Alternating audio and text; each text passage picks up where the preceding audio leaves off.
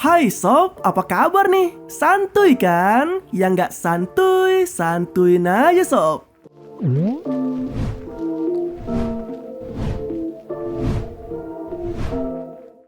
Film diawali dengan adegan mobil yang melaju dengan kecepatan tinggi. Lalu berhenti di sebuah bengkel dan keluarlah seorang wanita berdandan seksi dengan gaun merahnya. Menariknya, wanita itu malah mengeluarkan sebuah palu besar yang diseretnya sembari memasuki area bengkel. Di tempat itu, dia sempat menanyakan keberadaan Oh Chang Seok pada salah satu montir yang ternyata itu adalah nama dari montir tersebut. Seolah mengetahui bahwa orang yang dicarinya sudah ia temukan, wanita itu dengan brutal langsung menghujamkan palunya tepat ke arah pria tersebut. Dan kisah kali ini pun dimulai. Di sebuah penjara, terlihat seorang wanita yang baru saja melalui masa tahanannya dan ia diketahui bernama Park In-hye, yang sekaligus menjadi tokoh sentral dalam kisah kali ini. Wanita itu nampak begitu lega ketika mulai keluar dari area penjara. Hal itu juga yang terlihat ketika dirinya tengah berada di dalam bus untuk menuju ke tempat tinggalnya. Tak jauh dari lokasi rumahnya, In-hye yang saat itu sedang berjalan tiba-tiba dipeluk oleh seorang gadis yang ternyata adalah adiknya sendiri dan diketahui bernama Park Eun-hye. Keduanya nampak sangat bahagia karena akhirnya bisa kembali berkumpul setelah In-hye melalui masa tahanannya. Di dalam rumah mereka, makan malam saat itu terasa sangat spesial. Terlebih In-hye juga sempat memberikan hadiah berupa jepit rambut kepada Hyun, yang membuat adiknya begitu sangat senang. Kebahagiaan malam itu juga masih sangat terasa ketika keduanya hendak tidur bersama. Bahkan In-hye sempat mengajak Hyun untuk bisa berkunjung ke makam kedua orang tuanya akhir pekan nanti. Namun Hyun malah ingin agar rencana tersebut dilakukan esok hari saja, agar ia tidak perlu berangkat ke sekolah. In-hye yang mendengar hal itu jelas melarang adiknya untuk membolos. Apalagi mereka juga telah berjanji pada mendiang ayahnya agar In-hye tetap bisa menjaga adiknya. Hyun yang dikisahkan sebagai anak berkebutuhan khusus bahkan sampai meminta pada In-hye agar ia tidak perlu berangkat ke sekolah lagi. Seolah merasa sudah sangat tidak betah berada di sekolahnya. Kemudian esok hari pun tiba. Perasaan In-hye bercampur antara sedih dan bahagia setelah mendapati surat dari Hyun yang menyebut jika adiknya itu sangat senang dengan kedatangan kakaknya lagi. Gadis itu ternyata juga sudah menyiapkan hadiah yang tak kalah menariknya, yaitu sebuah gaun berwarna merah dengan sepasang sepatu berhak tinggi yang selama ini dibelinya dari hasil tabungannya sendiri. Sementara itu, Hyun yang sedang berada di sekolahnya nampak tengah bersiap untuk pulang, menyusul jam belajar yang telah usai. Keinginan gadis itu untuk berhenti sekolah cukup beralasan. Karena ternyata ia yang selama ini berada di sekolah umum ternyata menjadi bahan bully oleh sejumlah teman sekelasnya, terutama para gerombolan anak nakal yang selalu ingin mencari perhatian. Salah satu murid perempuan lainnya juga sempat memandang penuh iba pada Hyun yang saat itu sedang dikerumuni oleh 3 siswi nakal. Hyun yang tak sanggup melawan hanya bisa pasrah dengan keadaan. Di sebuah tempat karaoke, ketiga murid perempuan nakal itu malah membawa Hyun bersamanya. Bahkan perlakuan tak menyenangkan lagi-lagi harus dialami oleh gadis itu. Ia yang begitu polos dan hanya ingin segera pulang, malah dipaksa melepas pakaiannya sembari direkam oleh anak nakal itu. Seolah tak puas dengan perlakuan tersebut, ketiga murid nakal itu malah membawa Hyun ke tempat teman laki-laki mereka, yang juga sama-sama tak ada akhlak. Parahnya, Hyun malah dijual kepada laki-laki itu, yang kemudian dijadikan sebagai pemuas bagi para pria tersebut.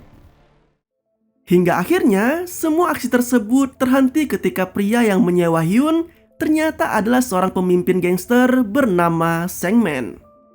Sementara itu di sisi lain, In-hye yang sedari tadi menanti kepulangan Hyun kini mulai dibuat kebingungan. Perasaan yang tak menentu itu pun akhirnya mendorongnya untuk mendatangi sekolah Hyun. Sialnya, ia tidak mendapati keberadaan adiknya di dalam kelas. Bahkan ia malah disalahkan oleh pihak sekolah karena telah menempatkan adiknya yang berkebutuhan khusus ke sekolah umum. Hal itulah yang membuat In-hye kini semakin dibuat kebingungan. Hingga kemudian salah satu murid perempuan mendekatinya. dan memperlihatkan video keji yang dilakukan oleh ketiga murid nakal di tempat karaoke tempo hari. Tanpa pikir panjang, In-hye yang sudah diselimuti oleh amarah itu pun langsung menghampiri ketiga murid nakal itu dan kemudian menghajar mereka. Hingga akhirnya ia pun dipertemukan dengan teman laki-laki lainnya yang tempo hari sempat memanfaatkan Hyun. Dari sinilah akhirnya In-hye mulai mendapati petunjuk keberadaan dari adiknya itu. Sialnya, ia yang tak bisa menghubungi nomor tersebut sempat mencoba mengadukan masalahnya pada pihak kepolisian. Namun bukannya mendapat bantuan seperti yang diharapkannya, In-hye malah justru disodori dengan sejumlah persyaratan berbelit yang menjadi birokrasi di lembaga pemerintah itu. Alhasil, mau tidak mau wanita itu pun harus bergerak sendiri sebelum sesuatu yang lebih buruk menimpa adiknya. Berbekal kartu nama yang telah dipegangnya, In-hye lalu mendatangi tempat tersebut yang ternyata merupakan kantor abal-abal yang dijadikan sebagai kedok dari Sangman dalam melakukan bisnis kotornya. Tak ingin membuang waktunya, dengan mudah wanita itu pun berhasil menumbangkan salah satu penjaga di sana. Namun sayangnya tak banyak informasi yang ia dapat, kecuali hanya sebatas plat nomor dari mobil Sangman. In-hye lalu meninggalkan lokasi itu dengan lebih dulu meraih kunci mobil dan sebuah taser yang secara kebetulan ia temukan di tempat tersebut. Di sebuah lokalisasi, Sangman yang terakhir kali terlihat membawa Hyun ternyata malah menjual gadis itu kepada Bos Jung yang juga menjadi pemilik dari bisnis tersebut. Sementara itu, In-hye akhirnya berhasil menemukan mobil Sangman. Ia pun harus menunggu cukup lama hingga akhirnya sosok pria yang dicarinya itu pun muncul di hadapannya. Dia lalu mengejar mobil tersebut sembari berusaha untuk menelpon Sangman dan menanyakan keberadaan adiknya. Mendapati telepon dari In-hye, Sangman bukannya takut atau malah terpancing amarahnya, pria itu justru meminta uang tebusan pada In-hye, seolah sedang berbisnis sama seperti ketika ia menjual Hyun kepada Bos Jung. In-hye yang mendengar pernyataan tersebut jelas naik pitam. Ia pun lalu memacu mobilnya dengan lebih kencang dan menabrakkannya ke mobil Sangman. Tak ingin berbasa-basi, wanita itu langsung menghampiri Sangman dan menancapkan taser yang membuat pria itu terkapar tak berdaya. In-hye lalu memasukkan Sangman ke dalam bagasi mobil dan bergegas menuju ke tempat Bos Jung berada. Di pintu masuk lokalisasi, In-hye seketika menyadari bahwa adiknya memang benar ada di sana. Tanpa basa-basi, In-hye pun langsung mengempaskan kepala wanita yang ada di hadapannya itu untuk kemudian membawanya ke Bos Jung. Di ruang kerja Bos Jung, In-hye harus kembali terlibat dalam pertarungan dengan pemilik tempat hiburan itu. Dan wanita itu pun akhirnya berhasil membuat Bos Jung tak berkutik dengan himpitan kedua pahanya. Melihat bosnya dalam kondisi yang tak berdaya, asisten Bos Jung akhirnya mengungkap bahwa sebelumnya ia sempat menyuruh Hyun untuk menelpon seseorang agar mau menjemputnya. Namun tampaknya saat itu panggilan telepon yang dilakukan Hyun tak mendapat jawaban dari In-hye yang kebetulan memang sedang keluar rumah untuk mencarinya. Hal itu juga yang membuat gadis tersebut menelpon salah satu minimarket yang berada tak jauh dari tempat tinggalnya. Anehnya, suara pemilik minimarket yang terdengar seperti orang tua malah tidak terlihat datang menjemputnya. Justru seorang pria berdandan rapi yang menjemput Hyun saat itu. Meski belum tahu secara pasti siapa sosok yang telah membawa adiknya, namun In-hye tetap mencoba untuk mendatangi minimarket berharap agar ia bisa mendapatkan petunjuk lainnya. Dalam perjalanannya, Sangman yang berada dalam bagasi terus-menerus mengoceh, yang membuat pikiran In-hye semakin terganggu. Wanita itu pun akhirnya menurunkan paksa pria tersebut setelah beberapa kali membenturkan pintu bagasi pada tangan pria itu. Di waktu yang sama, pria berdandan rapi yang sempat disebut-sebut telah membawa Hyun kini terlihat tengah bersama gadis itu dalam sebuah mobil. Tidak seperti beberapa sosok pria sebelumnya, kali ini Hyun nampak sedang bersama pria baik-baik. Bahkan pria tersebut juga sempat menghentikan mobilnya untuk sekedar membelikan makanan untuk gadis itu. Namun Hyun yang melihat adanya kesempatan mencoba untuk kabur dengan menyelinap masuk ke sebuah bus. Tapi sayangnya upaya tersebut harus gagal karena pria itu langsung naik ke dalam bus dan memaksa Hyun untuk ikut bersamanya. Tak lama kemudian, pria yang diketahui bernama Han Jung-woo itu lalu menelpon pria lainnya. Yang ternyata pria itulah yang telah memerintahkan Jung-woo untuk menangkap Hyun. Sesuai dengan arahan yang diberikan oleh pria tadi, Jung-woo lalu meneruskan perjalanannya bersama Hyun menuju ke sebuah lokasi proyek bangunan. Di tempat tersebut, Hyun yang begitu polos terus-menerus memohon pada Jung-woo agar bisa mengantarkannya pulang. Pria itu lalu teringat kembali hal yang membuatnya menjadi begitu tega hingga menjadikan gadis berkebutuhan khusus itu sebagai sandranya. Terungkap bahwa pria yang menyuruhnya bernama Park Young-chun, yang nampak menaruh dendam sangat besar pada In-hye, yang ingin bisa melenyapkan wanita itu dengan menjadikan Hyun sebagai pancingnya. Kembali ke In-hye, ia yang sudah sampai di minimarket akhirnya bertemu dengan pemilik tempat itu. Pria tua pemilik minimarket itu malah tidak mengetahui secara pasti siapa yang membawa Hyun. Ia menuturkan jika sebelumnya sempat ada seorang wanita yang menelponnya dengan menjanjikan sejumlah uang apabila gadis itu diserahkan padanya. Namun sampai saat ini masih belum ada juga kabar darinya. Pria tua tersebut juga ternyata tak ada bedanya dengan para pria hidung belang di luaran sana. Karena tanpa disadarinya, ia malah mengaku jika dulu dirinya juga sempat menyicipi tubuh Hyun ketika gadis itu sedang membeli es krim di tokonya. Dengan penuh amarah, In-hye lalu membenturkan jari pria tua itu berulang kali ke pintu hingga putus. Lebih menyesakannya lagi, pria tua itu menuturkan bahwa tidak hanya dirinya saja yang pernah menyicipi Hyun. Namun salah satu temannya yang memiliki studio foto juga sempat melampiaskan hasratnya pada gadis itu. Tak ingin membuang waktunya, satu demi satu pria yang telah menyakiti Hyun akhirnya harus berurusan dengan In-hye. Wanita itu pun lalu menuju ke studio foto sesuai dengan petunjuk yang didapati dari pria pemilik minimarket tadi. Di studio foto, In-hye bisa dengan mudah menemui pria yang telah memperkaos adiknya setelah mendapati adanya foto Hyun yang terpajang di tempat itu. Tanpa basa-basi, wanita itu pun langsung menghajar habis-habisan pria pemilik studio foto itu untuk mempertanggungjawabkan perbuatannya.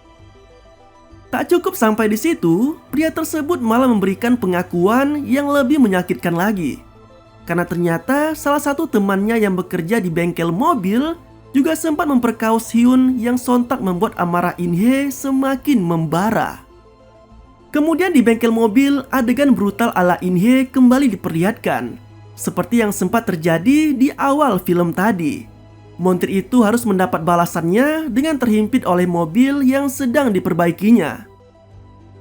Dari sini juga terungkap bahwa pria yang telah membawa Hyun adalah Park Young-chun, yang merupakan seorang politisi sekaligus juga sempat berurusan dengan In-hye tepat 3 tahun yang lalu.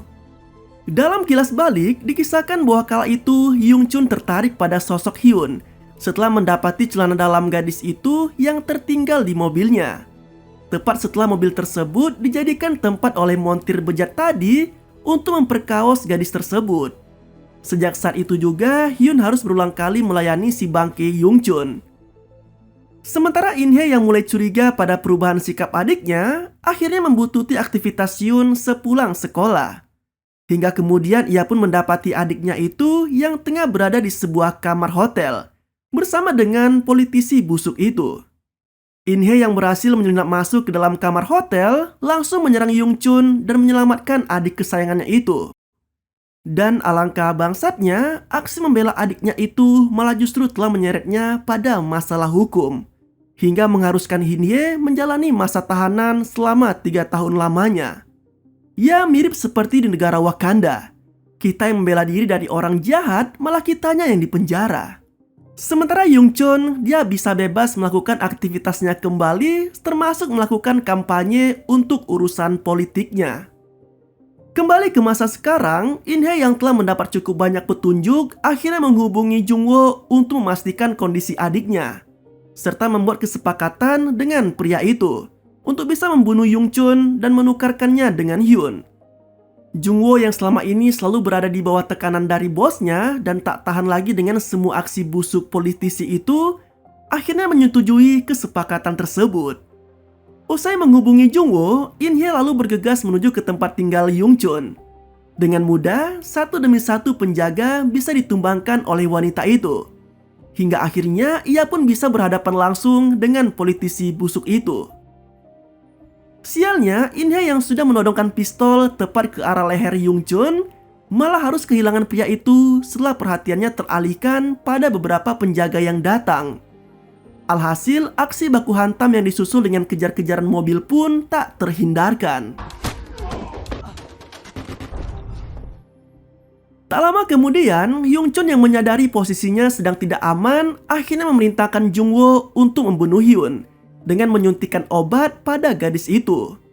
Jung-woo yang pada dasarnya adalah pria baik-baik jelas menolak perintah tersebut dengan berdalih jika sebaiknya yang melakukan itu adalah bosnya saja.